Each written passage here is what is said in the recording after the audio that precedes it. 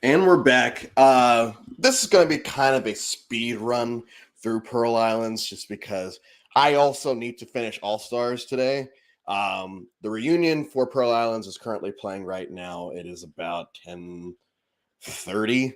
I did the math, and if I did everything right, then All Stars I should be finishing around 10:30. So we're probably going to go to live a little bit earlier than that so I can be with the reunion.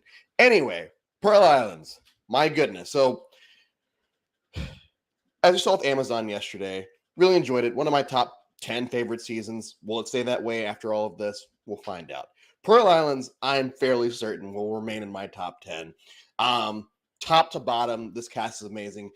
First 15, 20 minutes of the show, besides maybe the first 10, 15 minutes of Lost, um, some of the most exciting television, not only back when it aired, but every subsequent watch I've had since then. Because I don't pick up on anything new, but it's just more like you look forward to Rupert stealing the stuff, and we'll talk about Rupert. God, um, but even things like you're already learning about Sandra's character. You're seeing Austin. What eventually leads to one of the reasons why he quits. You see Austin walking around Panama with no clothes on because he has to get rid of them. We see the beginnings of what many consider to be one of the best all newbie season ever. And this is the a fun little cap to the first quarter, I guess, of Survivor history before we go into All Stars, which I'm not looking forward to if you are a fan or listener of this channel. Um, and much like Amazon, I feel like people look highly on these two seasons despite its flaws. Amazon, it was a lot of the comments made by a lot of different people. This season, it's the Outcast Twist, which somehow I always forget, and I've seen the season now 5 times. Um, I always forget that there's this Outcast Twist coming until Lil gets voted out. I'm just like, well, wait a minute, and then it kind of sets off in my head. I think that this is one of those seasons where when people like to shit on twists, I always say, well, what was the season like? Because it's much like people hated Redemption Island until they had a good Redemption Island season, Blood versus Water. They only did the Outcast Twist once, but I think because of how great this season is and was, people kind of just say, yeah, we have that, but it's all right because one, the person that came back didn't win, but two, the two people that came back ended up adding a lot to the season and ended up being great characters before and after. Right? Well, I mean, with Burton's case, I feel like Burton became a better character after he returned. I feel like Lil was actually a fun character before and afterwards. Um, we get our first season where there's one tribe that's clearly dominating until they're not. And then that merge where, Savage is pissed off that, these people are back in the game, and Lil sends his ass packing because of something that he had done pre-merge. And then we get we not as many flips as in Amazon, but it's still, we're getting to that point now where the gameplay is becoming more fluid, which is what most people enjoy, but people don't really enjoy pagongings. So I feel like this is where the show starts to really latch on to the strategic aspect of the game, and it's not just us versus y'all at the merge, and we'll see who wins. Except for next season, where that's exactly what happens. Um, God, I'm not really looking forward to All Stars, but we'll get there. Characters. Before I touch on I would say the three biggies of the season, we have pre-merge characters like Andrew Savage, who eventually comes back. Where I wasn't the biggest fan of his growing up. No, that's a lie. Reverse that. I was a big fan of his growing up, and as I've watched it more and more ever since, it's like, yeah, I get it. I get it. I understand, keeping the tribe strong, and I understand the honesty and the loyalty. I honestly do. Um, but every now and then it did come off as like preachy. Which is not a bad thing. It's just I wasn't feeling it this season. Ironically, I felt it more this season than I do in Second Chances, but we'll get to that in about 3 weeks. You have people like Krista. I actually really liked Krista. From what we're shown on the show, it seems like people hate Krista. Feels like, everyone's calling her a bitch and things like that, which, we're not really shown, but I'm assuming there has to be some merit there to those statements. I loved her. The entire all 9 people 10 people that made the merge, 9 people that made the end game, all had different things about them that I feel like a lot of people would be able to attach them, including Darrow, which, once again, not really a big Darrow fan, but that's because of things outside of the show. And then we get to our big 3. We have Sandra, who, up to that, who has won twice. This was our first one. I feel like she was a better character this season because she was given more screen time compared to the second time she won, but we'll talk about why that was fucking Russell. I think because she got more screen time this season, we were able to, learn a lot more about her, and, people weren't annoyed that she won. I hope that people weren't annoyed that she won. Her fight with Fair Play, amazing.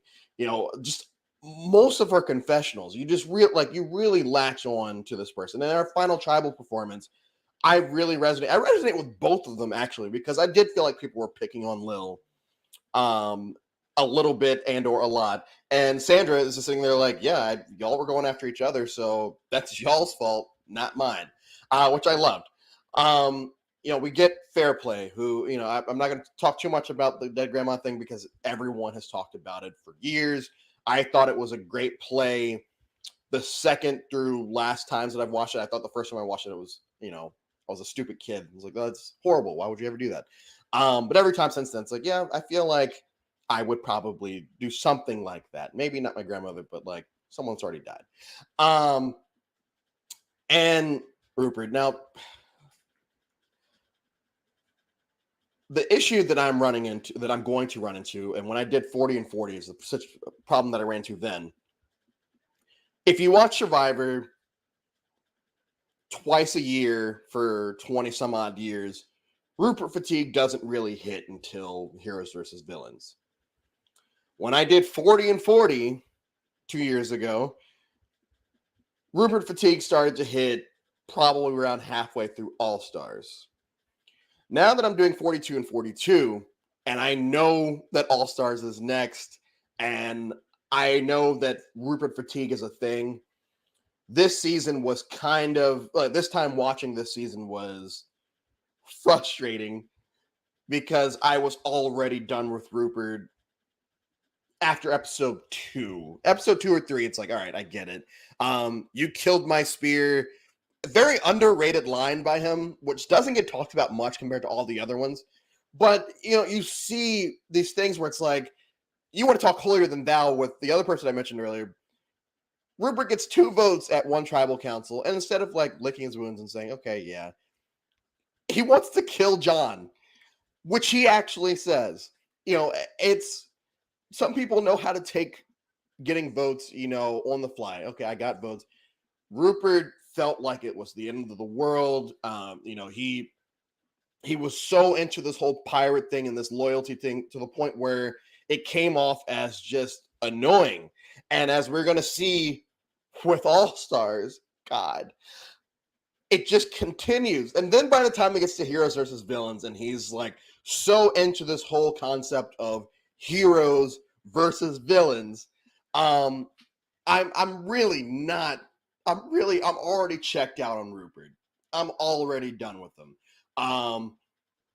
So I appreciate what Rupert has done for the show as far as like popularity. I appreciate Rupert as a character. I'm not one that's going to sit here and say I never liked Rupert, because that's a lie. I loved Rupert growing up. But you even hear about people that have played with him that say, yeah, that's absolutely not what he is. We have Sean. Literally, Sean is sitting right here saying how he thought that, Rupert got a lot more positive content than he should have. And I think that is that's the first signs of people saying, yeah, I don't know why the show has decided to latch onto this guy, but this ain't it. But overall, like I said, this is going to be brief because I have to start watching All Stars so that I can record that one tonight. Overall, I love this season. Like I said, any negatives that the season has are saved by the cast. It's saved by the gameplay. Love him or hate him, like Fair Play actually did really Fair Play. Burton and Sandra, I would say, did the best when it came to their set strategies. And I actually think that I feel like Lil got such a hard time in Final Tribal 1 because of the whole she's wearing the Boy Scout uniform, which everyone really latched on to. Like I understand that the optics weren't great, I guess, but it's a game. She's not playing as the Boy Scout leader. She's playing as Lil, the Survivor player, and I feel like people couldn't look past that, which is unfortunate. But I believe that's it. Like I said, All Stars is kicking off in about 5 minutes. I believe. I hope not longer because okay, more like 12 minutes.